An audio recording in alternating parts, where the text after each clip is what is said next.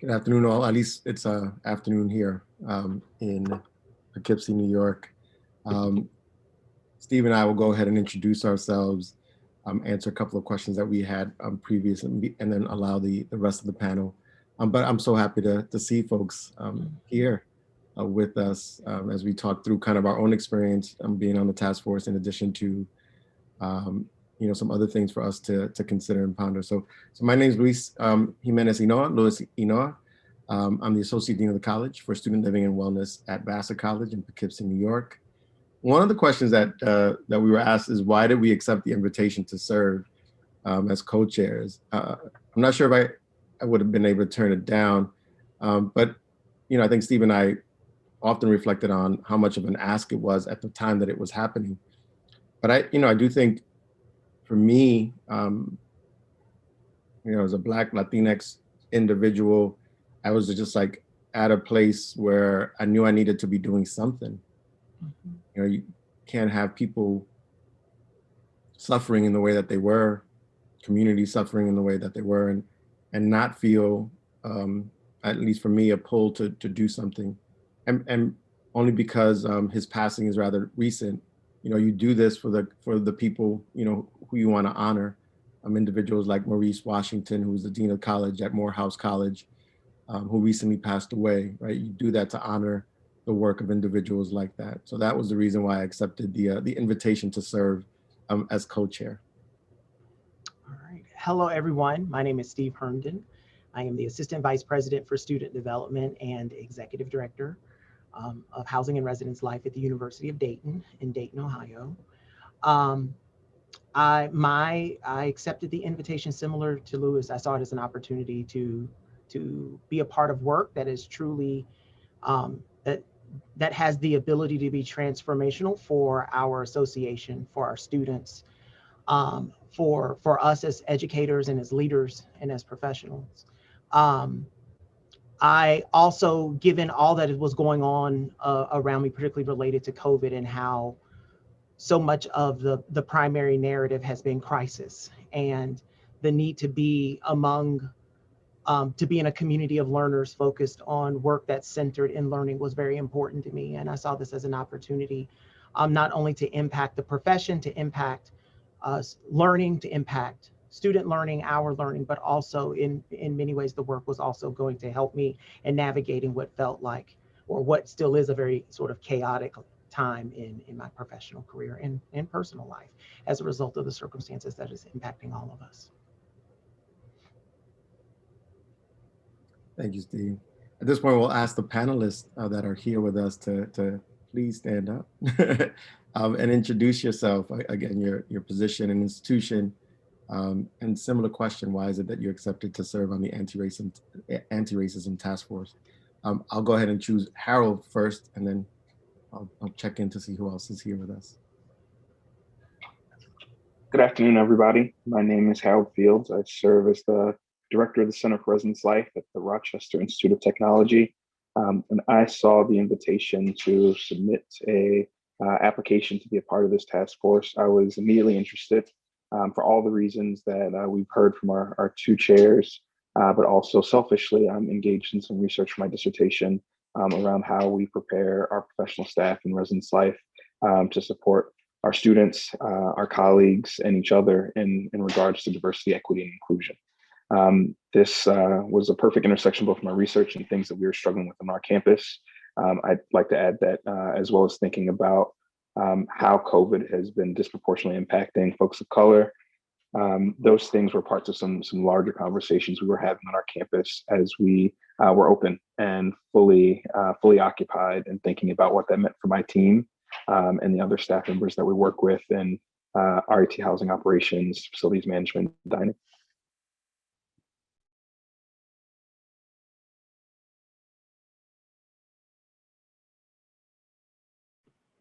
Lewis, you're on mute. I'm not.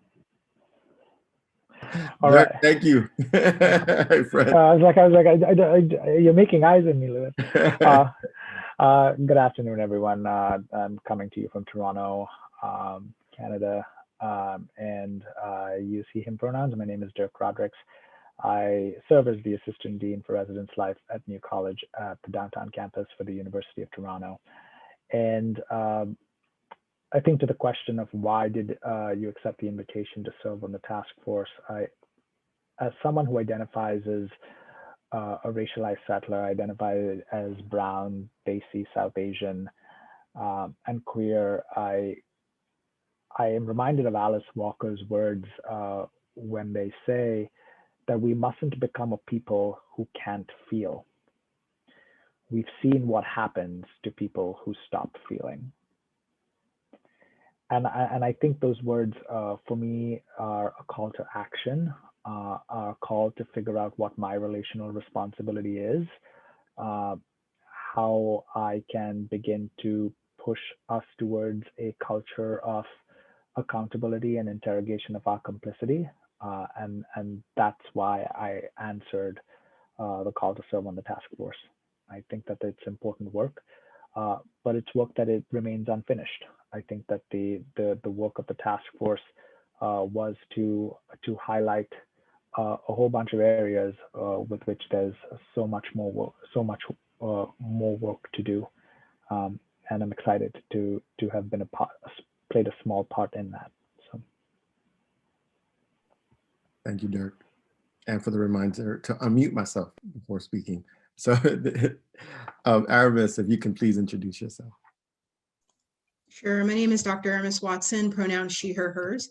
And I am the Associate Director of Residence Life at the University of Kansas. And I think when I reflected on when the call for participation came out and just where we were and possibly still are as a profession in a country, I just wanted to put kind of the anger, and I'll be honest, anger and the emotion and the feelings that I was having at the moment into something active.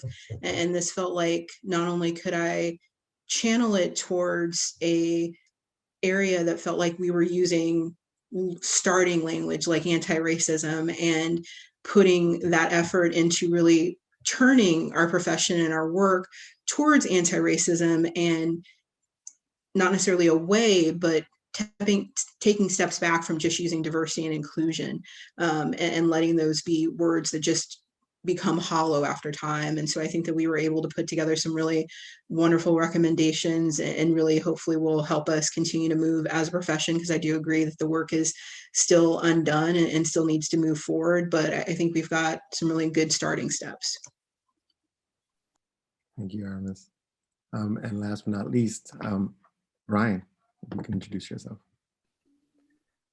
Aloha mai kako. My name is Brian Reese. I use he, him, his pronouns. I'm greeting you from the land of the Kanaka Maoli, the Native Hawaiians here in Hawaii.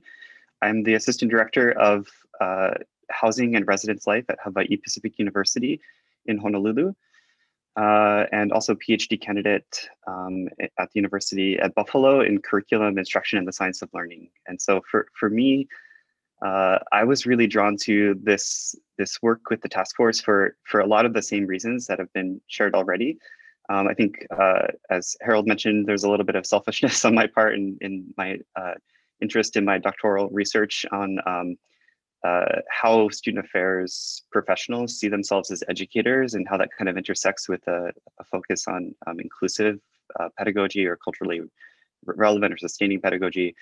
And I think for me, what really drew me to this was the opportunity for having some say in systemic change and thinking about the ways in which an organization like ACUHO-I, which has a broad influence on housing and residence life professionals across the world, really, how this organization has the potential to really transform the work of the day-to-day residence life and housing professional work. So I agree with Aramis. I think that there's a long road ahead of us, but I'm excited by the ways in which the work of this really cool group of people can have I think a true impact on the future of this organization and on the day-to-day work that we all do on our campuses.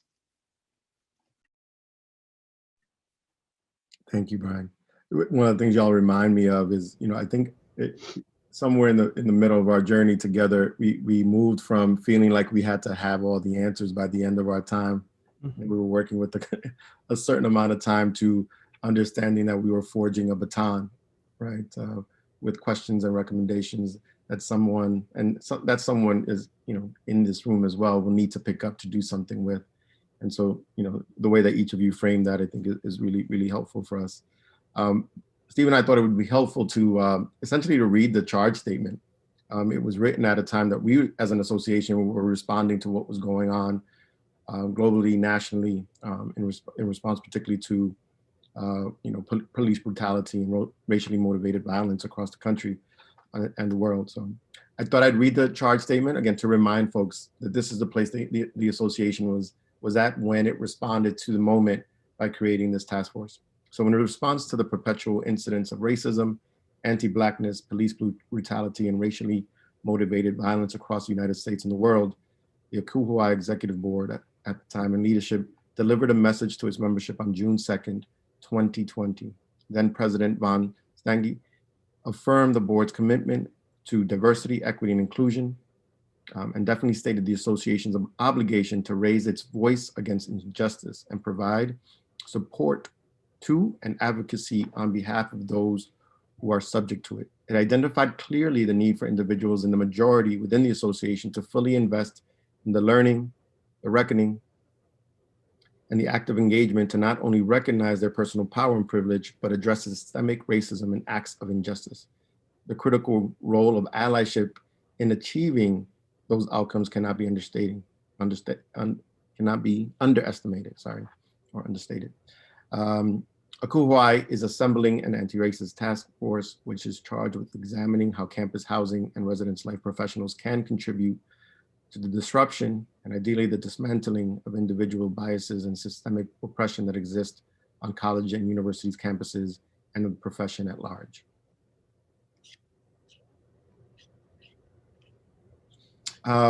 And then as we were thinking about our membership, I mean, you can clearly hear that from the introduction that was made, and then kind of multiply that by 3. And that's what we had. We just had folks who were deeply invested and committed, had been thinking about these issues, and felt like this was the time. But our membership included a diverse group of ACUHO-I members who were in good standing and are committed to developing a wide range of resources that would steer the association's effort in confronting and deconstructing practices, policies, structures, and programs that contribute to racism and justice.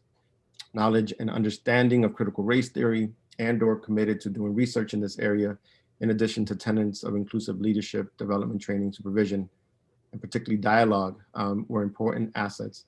And I don't think we put this out there. I think one of the things for Steve and I that we thought was important and that we were hoping we would get is a group that was just committed to being in community with one another. Mm-hmm.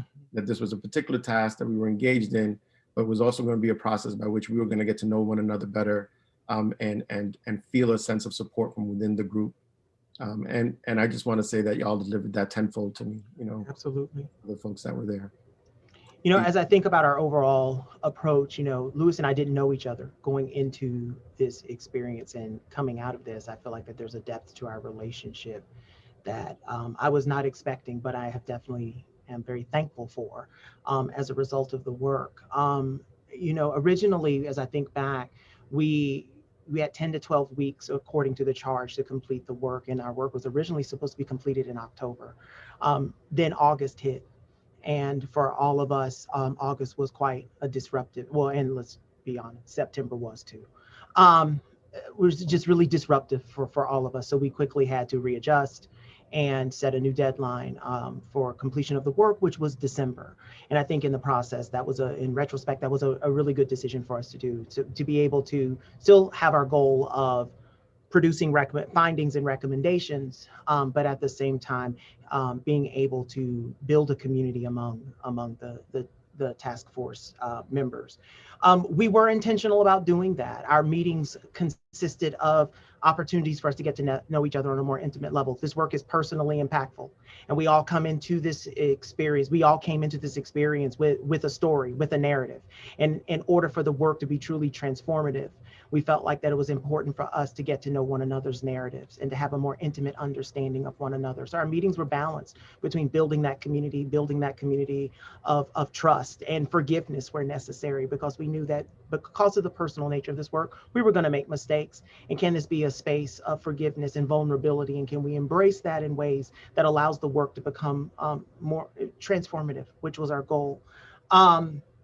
We focused on, so we knew that we would have to break into smaller groups, and there was 3 areas of focus for us, and it was around the history of the association, as well as really taking a deeper dive into the straw polls that had been released in October. Our original goal was to produce other straw polls, and we quickly changed our plans as we started to spend a little bit more time doing a deeper analysis of both the quantitative and the qualitative results that we got from the straw poll in October, as that occupied a good bit of our time as that particular small group. We also focused on the professional standards because we saw it as an opportunity to really look at the professional standards through a different lens. If these are the standards that's going to govern our association, if these are the standards that campus housing professionals are going to use on their campus, then we wanted to make sure that they were being utilized in a way that promoted not just diversity and inclusion, but anti-racist work.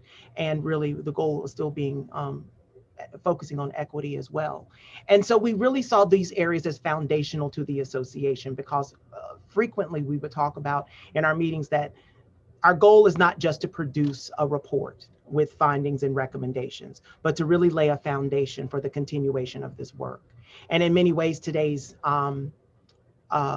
Fireside chat is one of those action items coming from that report, because it's important for us to ensure that for this work to be transformative, for it to have the impact that it needs to have, for us to stay current, to stay relative, and to be inclusive in our efforts, this has to stay at the forefront of our attention. And so simply producing a report that rests on one's desk is not going to achieve that. And I think we're all tired of that cycle of awareness, where we spend a lot of our time talking in circles about our experiences. And I can tell you, at least on my campus, I have shared my experience in multiple committees and multiple venues, and we still find ourselves in that cycle of awareness. So how can we move from the cycle of awareness to now more application? And so keeping this at the forefront of our attention allows us to do that, but we've got to lay a foundation that we can build off of, knowing our history and its impact on the present and opportunity for the future, having an understanding of our membership's experience, particularly given the social unrest around race that we all experienced in 2020, and our standards. How are we going to utilize our standards in a way? How can they be helpful to us in a way of dismantling racism and promoting anti-racist work and allowing us to be inclusive as a membership and on our college campuses? So that was the approach overall that we took with our work. With that said, we have also prepared some questions for our colleagues who've joined us on the panel, because we really wanted this as an opportunity to showcase their experience. We want you to not just have an understanding of the co-chair's experience, but to have an understanding of the folks that contributed so significantly to this report. And so, Louis, I'll start with the first question if you want me to, and we'll monitor the time because we definitely want to make sure that you all have opportunities to ask us any questions before the hour is up. But I will start with the first question, and any one of you can answer. Overall, as you reflect on your experience, as you think about your contributions to the work of the task force, what did you find most intriguing about the work? And again, any one of our panelists can answer that question.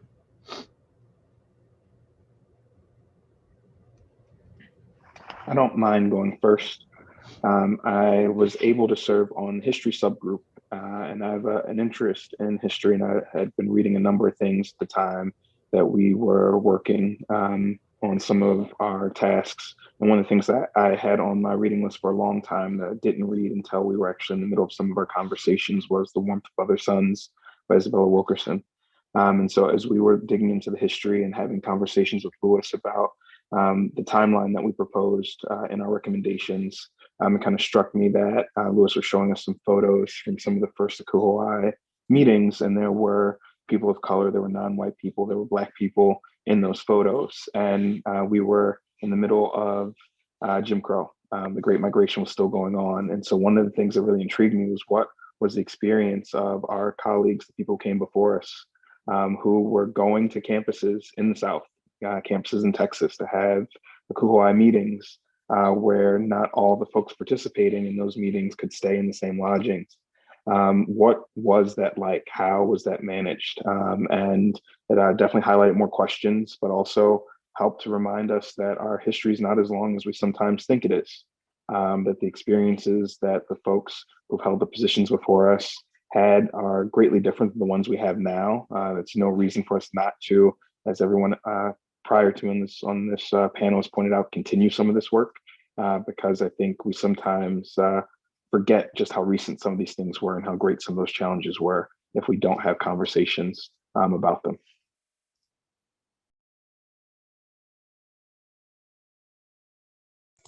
Yeah, I would say one of the things I participated in the standards subgroup that was really interesting to see is the evolution of how we have come to think about intersectionality, how we've come to think about diversity and inclusion, and then getting to anti-racism with the standards.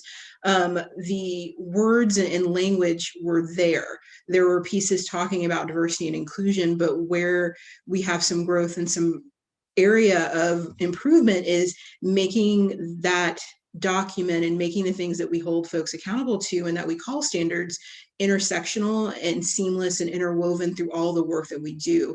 Lots of efforts in sections like Residence Life, but not a whole bunch of talking about standards as it relates to facility work and thinking about all of those things holistically. And I think about that, and what was intriguing to me is about that speaks a lot about the work that we're doing now.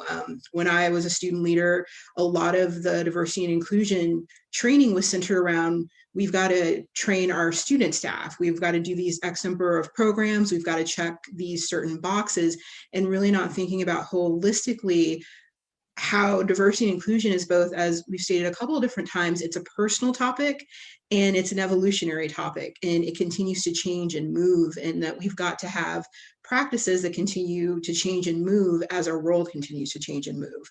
And so it was really good to see that there was language in the standards that embraced this when they were first pulled together and written, but then seeing how we as a profession need to continue to evolve and be holistic about our work on this topic so that we can evolve to true anti-racism work.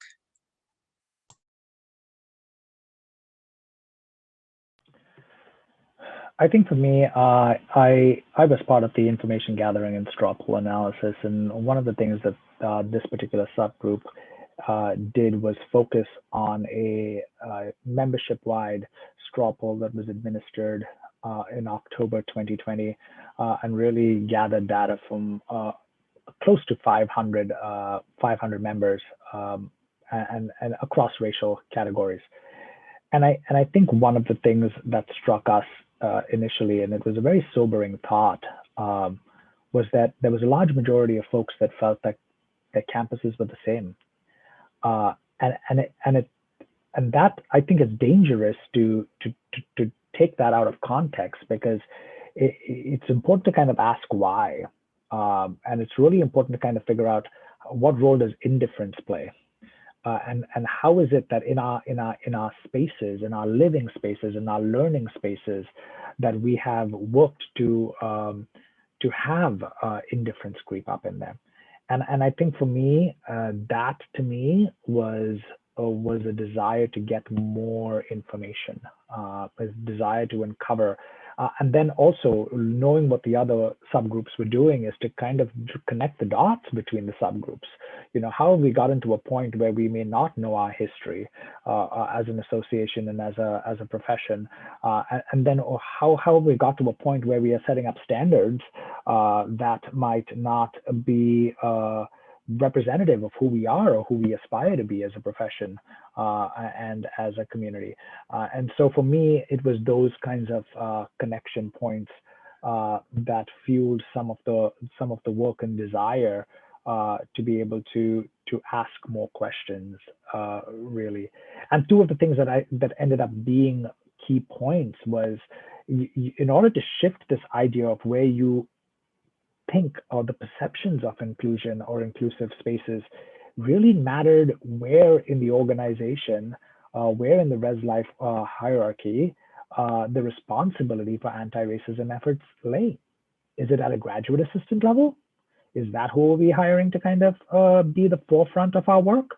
Or is it at a director level? And if so, if it's at a senior housing officer level, then what is the call to action? How are we measuring that?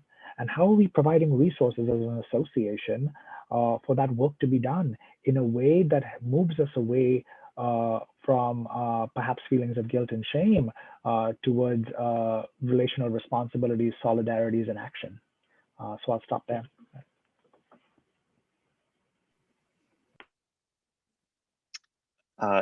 I was on the professional standards working group, and I think one of the things that I really enjoyed working with that group on was, well, a few things, but one was how differently we thought about the same topic. And so, like, for example, Aramis and I were both in the same group, and I just really appreciated working closely with Aramis because I tended to look at a very granular level, which isn't always helpful. And Aramis was thinking a little bit more broadly about things. And I think that in some ways we helped to complement each other. And in a lot of ways I grew because of the connection that I had. And so for me, it helped me to see some of the potential of bringing this work to our campuses, and how these different ways of viewing and looking at the same thing can really help us to expand and grow, and to, I guess, co-construct this process together. One of the things that I found really intriguing was just thinking about, if you do go sort of down to that granular level, you can really critique a lot about the standards, right? Certainly there's a lot to love about the standards, and a lot to that the standards are doing for our profession to help keep us, accountable to the work of housing and residence life. But I remember looking specifically at one piece, which was, I'm trying to find it here, something to the effect of our human resources practices, like hiring, et cetera, performance appraisal, should be in line with our institutions' practices and policies and expectations. And so I think a critical question is, what if our institutions' policies and practices are not anti-racist? And so is it our responsibility then to be held to those potentially racist or problematic standards from our institutions, or is it our job as potentially leaders in the field of housing and residence life and potentially anti-racist work in that field to then question our institutions' standards and practices and policies? And so, I think that there's a lot of potential here if you do go down to that granular line by line analysis, which is one of the things that we ended up really recommending to the working group that's looking at the standards, is really go line by line and ask critical questions about each of those standards. There's a lot of potential there to really infuse anti-racist practices into that work.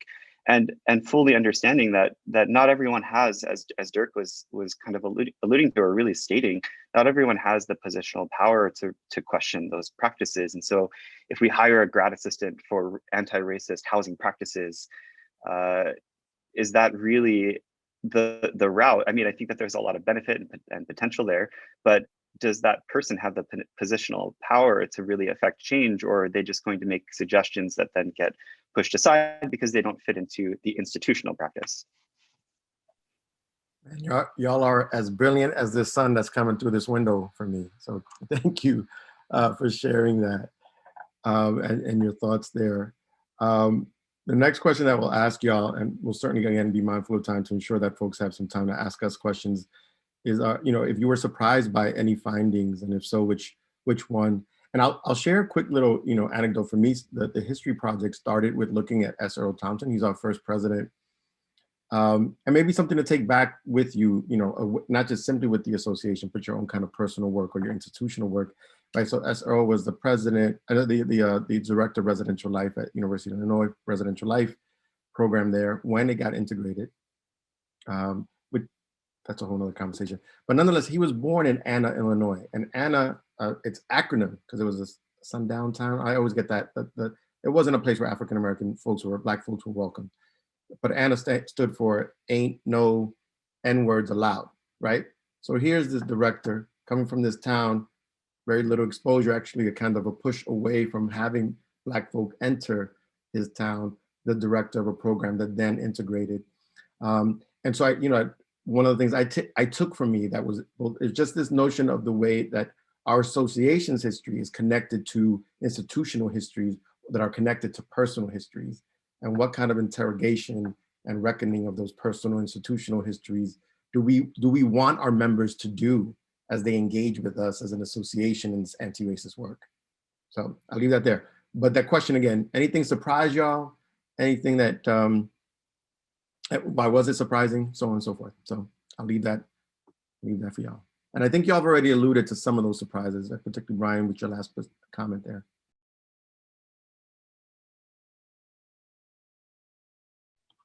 It's like double Dutch. You just got to figure out when you want to jump in, people. I think for me, I mean, it's not so much as a surprise, but I think it's a direction that I think the association would do well to consider, is potentially having a full-fledged conversation around the role of police on campus and what is the relationship between the Department of Housing, Residence Life and Crisis and Case Management in relation to policing in whatever form it occurs on that particular campus. That is an opportunity for us to lead as an association in assembling that conversation, in curating that, and really connecting that to senior housing officers and the ways in which they see that for the work that they do and the departments and the divisions that they run across the campus context that appeared in the straw poll. So for me, I think that is something that came up in the work, and it is very much a topic du jour that requires some leadership. So that's for me. I'll go ahead and plug myself because my dissertation topic was on campus police and its impact on Black housing staff. So if you'd love to read 100+ pages of hard work, I'm happy to point you in the direction of that. But this kind of leads me to kind of following up with Dirk about with the aspect of looking at what do we know and what don't we know about the work that we're doing and who it impacts. One of the things that I haven't been able to say this publicly, that really enjoyed about the space was hearing other people's stories. And I think that we in this really chaotic time have limited space to hear someone's story, and really want to encourage folks at all levels to create space for people to share their story. And that for me, as someone who is very type A sometimes based on the work that I do, it is the last thing sometimes that I want to always create space for, but I have tried endlessly during these last several years to create space for Black and Brown individuals to share what is going on, because particularly the work that we do is daunting.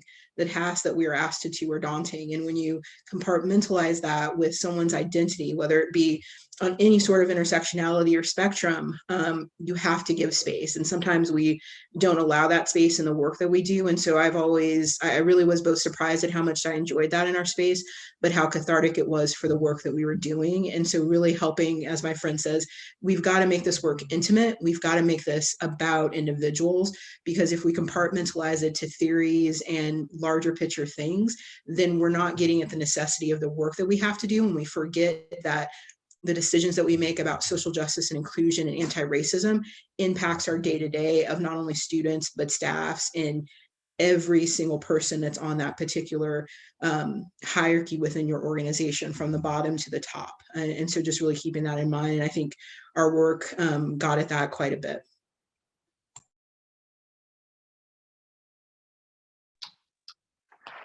I won't say that I was surprised by much, but I will endorse both of the previous comments. I agree 100%. And in fact, when Dirk made that comment, I thought exactly about what Aramis just shared, which was during our conversations, folks shared stories about their interactions with police on or near campus. And one of those stories was pretty fresh. And at that same time, I'd had a similar conversation with one of my staff members who's a Black person here, about an interaction they had with police officers just off our campus and some challenges that our students were having. And so I think it really shone a light on the ubiquity of those challenges, but also how we're not necessarily engaging in those conversations if we're not Aramis. and how we need to invest some more time thinking about them and thinking about those relationships. Are there shared training opportunities for our departments with our public safety departments or campus police? Are there opportunities for us to make sure that if we are thinking about anti-racist work in our policy enforcement and how we're managing our residential spaces, that those same expectations are being carried out by our campus police officers and our public safety officers, and how many of us really have a plan to do that, or resources to seek out to help us move in that direction. And I think one of the things that this group has done is create those opportunities to build our professional networks. I know who I can call now when I'm thinking about that training with our public safety department for some ideas and for some resources. Yeah, I really, I think for me, the thing that surprised me was, to be completely honest, was the level of interest in this work from so many people. I mean, reading the number of folks who were interested in being a part of this task force, to the level of commitment from my colleagues on this group. I have been less involved in ACUHO-I, partially because I've been involved in other associations that have been putting, I think, anti-racism, inclusion, social justice, kind of at the fore of their missions, et cetera. And for me, I leapt at the opportunity to be a part of this, partially because I was excited that ACUHO-I was, and not to say that ACUHO-I has not at all done this, but I think that I was excited by the opportunity for ACUHO-I to really put this at the fore of its organization, of its mission, and to really be open to examining, you know, the deepest parts of itself, and recognizing that really ACUHO-I is the people that make it up, and so to be a part of that really means to make oneself vulnerable to those things as well. And so I think what surprised me was just the level of excitement, commitment, camaraderie, and the openness to really thinking differently about the work of housing and residence life through really a broad organizational lens that I think most organizations, associations really struggle to be open and honest about. So as Lewis and I said earlier, we wanted to make sure that you all as participants in today's Fireside Chat had an opportunity to ask us any questions, as we're around 3:40, and we want to make sure that we provide you with adequate time to do that. So at this time, if there are any questions that any of you all have, feel free to ask. You can utilize the chat. You can utilize the chat feature. You can also unmute yourself and ask questions. As I said, we have about 20 minutes left. And before we wrap up, we wanted to make sure that, again, you all had adequate time to ask us any questions about our experience on the task force, or anything related to, or anything that you may have read in the report that you may have questions about. So at this time, I'm going to turn it over to the participants. Thank you, Steve. This is Leonard Jones at Western Washington University. Great cubed work on this by everyone. My question is probably more of a statement, and what's great for me is hearing conversations in which the supremacy, white supremacy, isn't centered, isn't focused, isn't trying to make people feel good first before we have these other hard and necessary conversations on the topic. So I applaud the work of everyone on the task force and the committee with regard to that. I'd like to maybe a next point for the work is to how is this work of this committee and for ACUHO, how is that relevant on tribal colleges, at HSIs, at HBCUs? You know, having spent my professional career in both there are some real differences and unique opportunities with that as well. So um, that might be a way into making the work even more meaningful. But I applaud the focus and the balance of systems that we're all a part of. ACUHO is a system to a certain extent with a certain history. Some we're proud of, some we're not proud of, some we talk about, and some we don't talk about. Um, but recognize the system impacts and not only the personal and professional development kinds of things. I'm a meat and potatoes guy, as Alma can tell you. So I need more meat sometimes from the committee conversations. Thank you. Thank you. I think, one of my takeaways from all of this is um, this work is difficult, it's complex, it's personally impactful, as we've discussed. And so one of my takeaways is this is an opportunity for us to address structure, infrastructure, and to build an infrastructure that I think that allows for us to truly reach our potential in ways that I think pre-COVID, I would say, I hear people saying, well, let's go back to normal. I can't wait for us to go back to normal. And as I just recently had a conversation with some folks, normal wasn't cute for a lot of people. So I don't know if I want to go back to normal. And I think in some ways we are, we tend to romanticize a past that we know, even if it's dysfunctional, because we're fatigued by the present and the ambiguity that the present offers. And I think we've got to begin to shift from a place of fear and fatigue to seeing the unknown as a place of opportunity for us to create new. We can't retrofit old systems that were never designed to never designed to be inclusive and now make them inclusive. We really are going to have to commit to doing some very difficult work, but necessary work for us to move forward. So for me, a lot of this was around what's the foundation we need to lay? What's the structure that we need to build that can sustain us beyond people's interests and passion? Interest and passion is wonderful, but it can't be a long-term strategy for success. Because right now, I think we're experiencing there are a lot of passionate people in housing and residence life who are fatigued and worn out by the work. And so there has to be something more than passion and interest to sustain us. So thank you for your comment. Any other comments or questions? Just on Leonard's point, I really struck by your question around what this means for the tribal institutions, for historically Black colleges and universities, Hispanic serving institutions. That's a question I can certainly take back to the executive board, because I think we've got to work through that as an association. How accessible are we to those institutions for a variety of reasons, and what does this work for the professional staff on those campuses mean? So those are, I appreciate you bringing that up, Linda. Thank you. And I mean, I don't mean to go back to Alice Walker's words again, but if Alice Walker wrote, like, if you want to give people water, you have to create a cup, right? And no one's saying the cup has to be the same cup. The cups will be different and meet people where they're at, and so there's power in the question, because we think that this somehow we think that this is a white-black problem.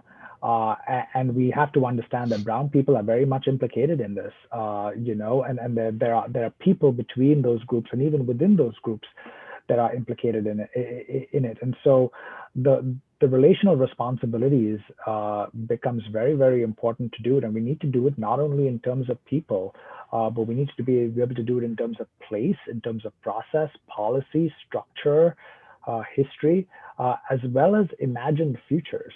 Right? How are we giving ourselves permission to think about an alternative reality? And I would venture to say most often we're not. We're too afraid to.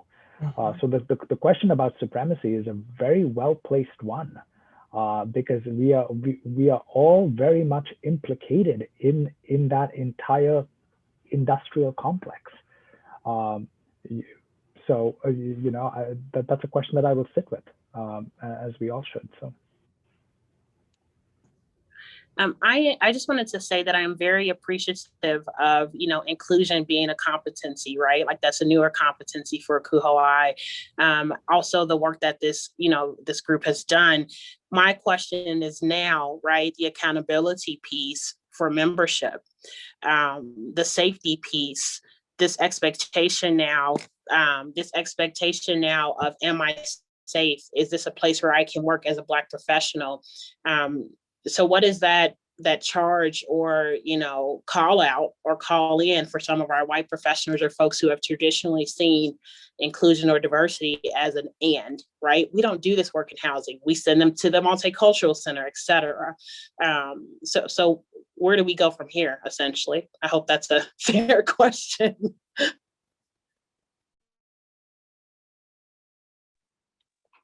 I don't know if anyone else wants to jump in. It is a fair question. That's what, the membership, if you will, the people are holding us accountable, right? The association, I've been on the executive board for 3 years. I've been appointed the Anti-Racism Initiatives Director for this upcoming year. So there's a particular sense that that baton's going to continue to, again, be carried on. I've got ideas, whether or not they happen, I think are things that we've got to work towards. I can tell you right now that I'm engaged in teaching a class to high school teachers called How to Talk About Racism. And it's in 3 levels. It starts with the personal and then kind of moves to the much more systemic. But in my mind, I'm also thinking, and I've already mentioned this to folks on the board, to say, well, what's the application of teaching a similar course for senior officers? Because again, that is where there is a capacity, right, to impact change much more immediately, right? And so I've been thinking about things like that. What does it mean for the association to offer courses for senior officers specifically to grapple with these things on a both personal level and systemic level, and then to go back to their campuses, right? And I'm not saying it needs a badge, but yeah, if I'm a person looking, I want to know that my directors or that my executive directors or that my deans have taken courses in this, that it wasn't not the course that they, for me, I'd be dating myself back in 1990, right? But the things that I'm actively engaged in this moment, as we say, right, our folks say now, we want to see some receipts. What are we doing? The association is responsible for producing those receipts, and our leadership is responsible for that as well. We know kind of generationally that there's that commitment at the mid-level and at the entry level, and we just need to see more of that at higher levels. So that's me. I think that's what's next. There's a lot of other things we could do. Yeah. Thank you for the question, Christine. I agree with a lot of what Louis just shared. I think one of the things that was a recommendation that came up in a few areas was the association's commitment to hiring a full-time staff person to move a lot of the work and recommendations forward. And I think one of those things squarely has to be about the accountability for senior leaders. During the pandemic, I think much like Brian, I've not necessarily been involved a lot in ACUHO-I prior to this experience. Yes, at the residential education conference, but I'm not really for the main organization. And one of the things that really struck me during the pandemic is in the Northeast, a lot of the senior housing officers have come together regularly to talk about COVID responses on our campuses. And I wonder, how do we leverage some of the community that's being built right now as folks are leaning on each other for best practices in these uncharted spaces to also call on those same senior leaders to look for networks of accountability. And what role can ACUHO-I and dedicated staff members or even some of the networks provide in helping provide resources, structure, and education for those groups? Because I think that's a great question that, what is the plan for accountability? And I think unfortunately or fortunately, often for senior leaders, the accountability is going to come from peers. It's going to come from, maintaining the type of staff and climate and culture on their campus that helps them achieve their goals. And very often we need support the senior leaders to do that, and finding those peer folks to help serve as accountability partners might be a really helpful way for ACUHO-I to think about some ways to start that conversation with SHOs. I love. I'm sorry. Oh, sorry. I apologize. I absolutely agree that I think that there's The having named items as part of our curriculum was important in terms of naming needs and naming what we should expect of our senior leaders and of all the levels of our staff. I think one of the things that's always an ACUHO-I challenge that we're all called upon to continue to work our way through is what are the things that we provide for our paid members every year, you know, in terms of people that can come to events. What are things that we can provide that are sort of packaged curriculum that can be delivered at the regional level for all those individuals that are never going to get to come to larger ACUHO-I events, but might be able to come to a regional or a state event. And what are the things that we put out there for the good of the profession, right? Things that are funded oftentimes by the foundation or by other more philanthropic needs. Because I feel like in terms of getting that common language, we're never going to get there if it's folks that have to come to us to get it. How can we push out what those needs are? Because any number of individuals on campuses are never going to get it unless we get it to them. So that's just my 2 cents big picture. I don't have the answer for that, but I wanted to name it as it relates to we're all privileged here to be together in this time, in this space together to have this conversation. But thinking about colleagues that are increasingly isolated by not having that colleague in that network group. I think one of the things that comes to mind that is very hard to talk about and acknowledge, but it's understanding that for Black and Brown people especially, that the spaces that we enter in are violent, and that there is violence associated with that, and what that actually means for the day-to-day existence of a person. And I think that we have, reckoning is not the right word because I think that that's too big of a word, but I think that there is some personal acknowledgement that has to happen on an individual level for folks to understand and to, for lack of a better word, internalize what you personally might have been implicated in and understand your personal role.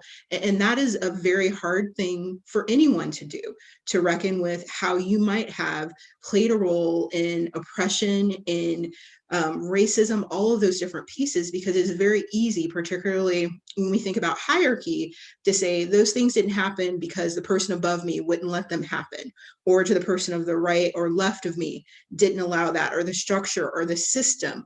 We are the system, and some of us have more power in it than others. And so how we implicate ourselves in that and what we do and the decisions that we make. So for me, when I think about like, and this is, I say this to my team all the time, like we've got to eliminate barriers. We've got to eliminate what is preventing people from doing this work. And it's not about in my opinion, a whole host of trainings, a whole host of things. It is getting people down to the basics to say, in my role, I have made decisions that has stunted or implicated or has prevented someone of color, of an LGBT, of any background from being successful in their role. I have done that. I know I have, and the role that I've played and what I have to reckon with as a person. And so thinking about that and engaging with that, we've got to make space for people to do that in both a healing way and understanding and implicating us in our systems that we continue to create. Very much like was said, we are a system. We are an organization within organizations. And so to be mindful of that, for me, that's got to be part of our first step. And that's both an individual work and it's creating paths so folks can do that within their system. But if we don't recognize the violent space that we're in, it's going to be very hard for us to move towards the steps that we're talking about. And Aramis, that I won't say anything else after this, but that was beautiful, because I've heard and have had younger professionals who feel like they have to educate. They have to educate. They have to educate their director. They have to educate the world. They have to educate their colleagues. And, you know, that's an example of maybe unintended, but still harmful professional violence, if as you say, that we unintentionally visited upon a young staff member. Deep breath there. Thank y'all. I know we have a couple of minutes left, particularly for the panelists and for Steve, if there are things that you want to share with our last few seconds together in this moment, certainly appreciate it. I'd just say that I really appreciate the leadership that we received as a part of this task force and the camaraderie of this group. I know that I've learned so much from hearing from the folks on this call, as well as the other folks on the task force. I think, I continue to learn and pick up new nuggets every time we come together and share. I think with what Aaron just shared, it encourages all of us to think about all the spaces that we don't necessarily think about, decisions being connected to equity, decisions being connected to someone's right to be in a space, to enjoy an experience that they're paying for, that they're employed to do. But it comes up in our work more than others as we think about policies around who can live where, and what the academic impact might be, what the housing security or food insecurity impact might be. And I hope that these discussions are part of larger discussions that help us all reflect on, to Aramis's point, how we can do better in not creating harm for other folks. I think the only thing that I want to add is just, which is one of the recommendations that came out of our professional standards working group, is that if we are to truly think about this work systemically, then all of the different aspects of what ACUHO-I does are interconnected. So when we looked at the professional standards, we also looked at the core competencies and some of the other documents from the association. And our one of our findings was that they are very disconnected, and particularly when it comes to attention to justice, anti-racism. And so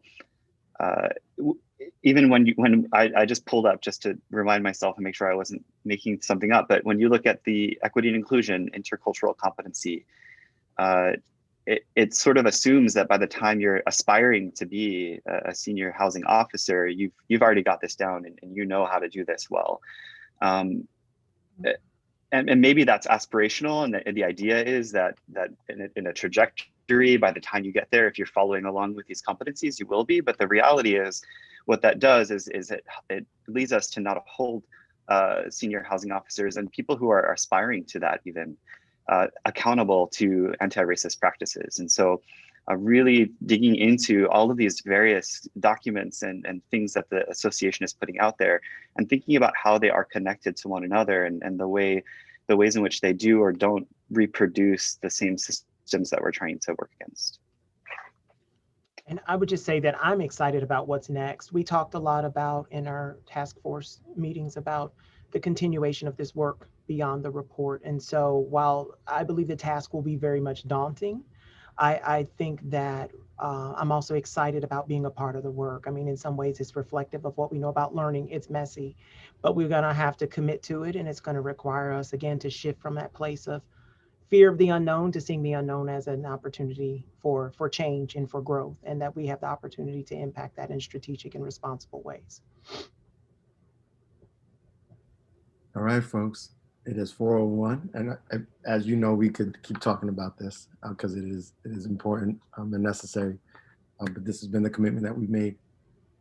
So I thank you for the time and the energy, the attention, and again, once again, to the panelists and to Steve, my deepest gratitude for your love. Because I think this kind of work is deeply embedded in love. So much appreciated. A quick announcement about the Leadership Academy. Sure. Thank you. And thank you to everyone for participating today. What an excellent session. Quick note about the Leadership Academy. It's a unique opportunity for campus housing and residence life professionals with 5 to 7 years of experience from underrepresented backgrounds to gain experience and knowledge around leadership. And based on a recommendation from our anti-racism task force, the 2021 Leadership Academy cohort will include professionals identifying as Black women at this level of career trajectory. So please encourage professionals in your network who identify as Black women to consider applying. Our application for the 2021 Leadership Academy is now open. It includes several short answer questions, uploading a resume, and 2 reference letters. So if you're interested, please be sure to plan ahead for these pieces. Applications are due March 11th, and candidates will be notified of their status by April 16th. So thank you for considering that. Thank you for sharing that with your networks. Thank you for an outstanding session today.